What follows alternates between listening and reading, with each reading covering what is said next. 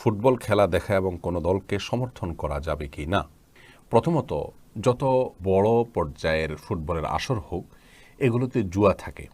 জুয়ার বাইরে এগুলো থাকে না বললেই চলে। সেই সাথে এখানে সতর উন্মুক্তকরণের একটা ব্যাপার থাকে। হাফ প্যান্ট ইত্যাদি পরে সাধারণত এই খেলাগুলো খেলা হয়ে থাকে, যেখানে সতর উন্মুক্ত করা হয়ে থাকে। সেই সাথে নারী পুরুষের অবাধ মেলামেশার বিষয়টি থাকে এবং গান বাদ্যযন্ত্রের ব্যবহার তো আবশ্যিকভাবে থাকে। সেই সাথে সময়কে নষ্ট করা হয়। সবচেয়ে বড় বিষয় হলো ইমানদারের যে ইমানি চেতনা, সেটা নষ্ট হয় এবং সময় অপচয় হয়, সময় নষ্ট হয়। আপনি হয়তো বলবেন যে এতে তো বিনোদন হয়, নষ্ট হলো কই, কিছুটা তো অর্জন হলো। তো যদি কিছুটা আপনি মজা পান, তাহলে হারানোর পরিমাণটা তার চাইতে বহুগুণ বেশি। কারণ এর ফলে সালাতের প্রতি মনোযোগিতা নষ্ট হয়ে যায়, আল্লাহ রাব্বুল আলামিনের প্রতি আমাদের যে মনোযোগিতা সেটা নষ্ট হয়ে যায়। একজন মানুষ এ ধরনের খেলাগুলো দেখতে অভ্যস্ত যিনি,